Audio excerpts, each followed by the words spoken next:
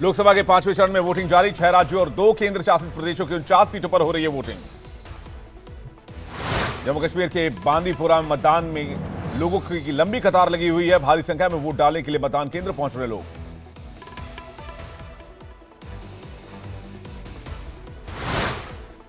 पांचवें चरण के चुनाव के लेकर पीएम मोदी ने मतदाताओं से वोटिंग की अपील की। लिखा, सभी अपना वोट जरूर डालें, मतदान का नया रिकॉर्ड बनाएं।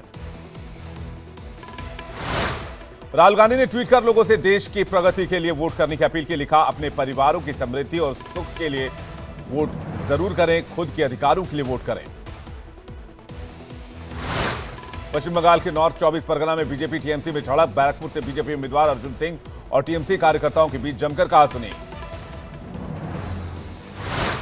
यूपी के रायबरेली में 2 दर्जन से ज्यादा ईवीएम मशीन खराब होने की खबर। ऊंचाहार सदर विधानसभा, हरचंदपुर, बछरावा, सरीनी पर ईवीएम खराब, घंटों तक रुका रहा मतदान।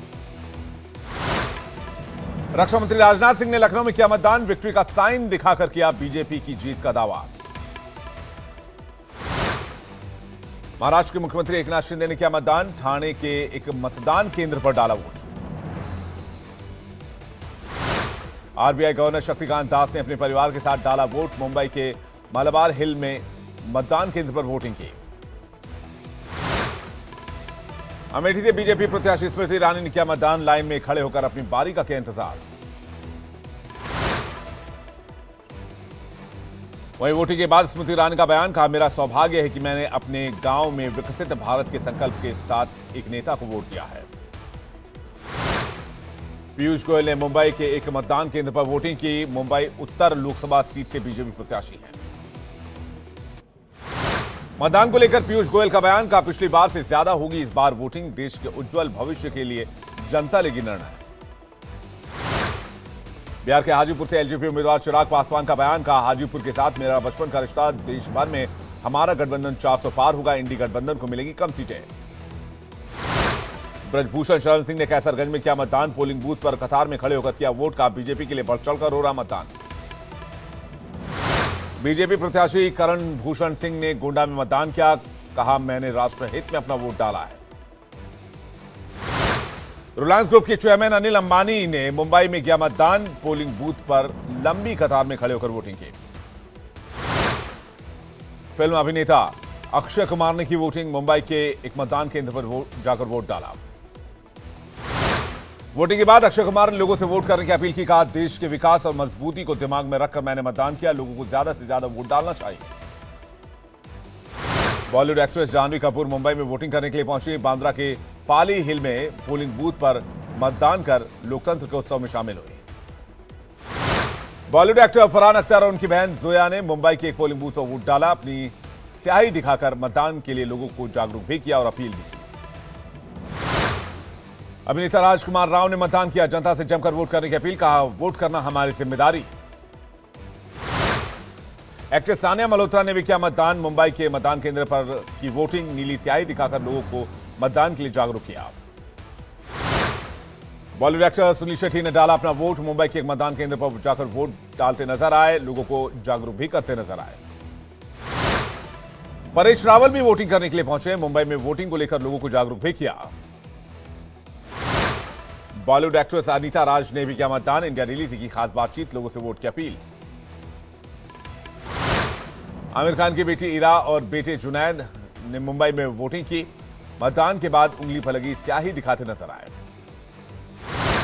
बीजेपी उम्मीदवार दिनेश प्रताप सिंह ने किया मतदान। रायबरेली के एक पोलिंग बूथ पर आम लोगों के साथ कतार में खड़े होकर वोट डाला। मतदान करने के बाद बीजेपी उम्मीदवार दिनेश प्रताप सिंह ने किया बड़ी जीत का दावा। कहा, अब कोई भ्रम नहीं बचा है। अमेठी और रायबरेली में कमल खिल रहा है।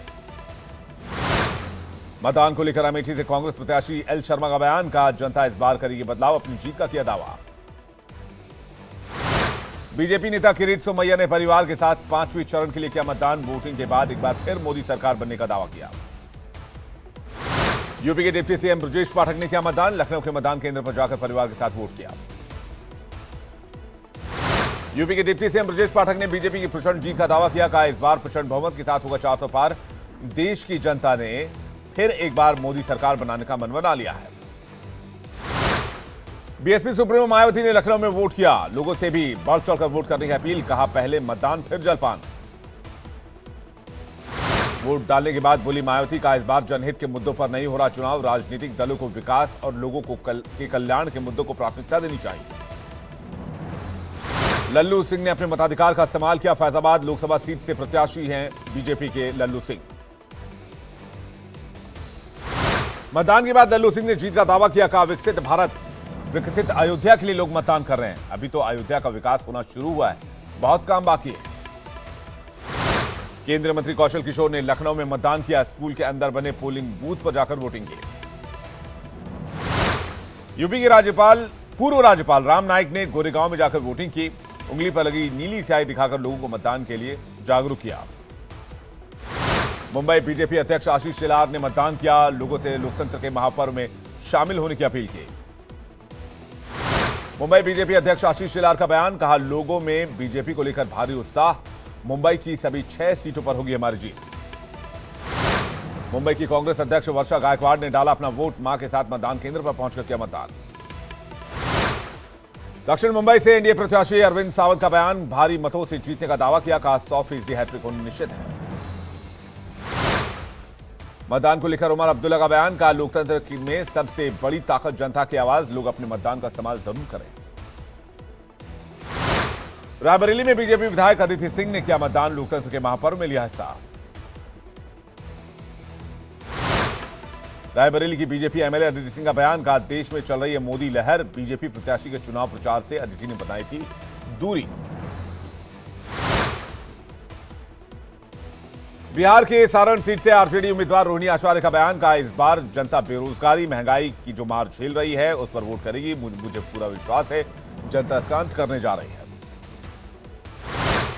केंद्रीय मंत्री नित्यानंद राय ने बिहार में भारी मतों से एनडीए की जीत का दावा किया, कहा बिहार में 40 की 40 सीटें जीतेगी एनडीए, बिहार में इंडिया गठबंधन को नहीं मिलेगी एक भी सीट। 5वें चरण के मतदान को लेकर यूपी के डिप्टी सीएम केशव प्रसाद मौर्य का बयान, कहा एक ऐतिहासिक चुनाव होगा, बीजेपी को मिल रहा है भरपूर समर्थन, रायबरेली से हार चुके हैं राहुल गांधी। लॉकेट चैटर्जी ने टीएमसी पर साधा निशाना, कहा बंगाल में नहीं हुआ कोई विकास, तीसरी बार फिर बनेगी नरेंद्र मोदी की सरकार।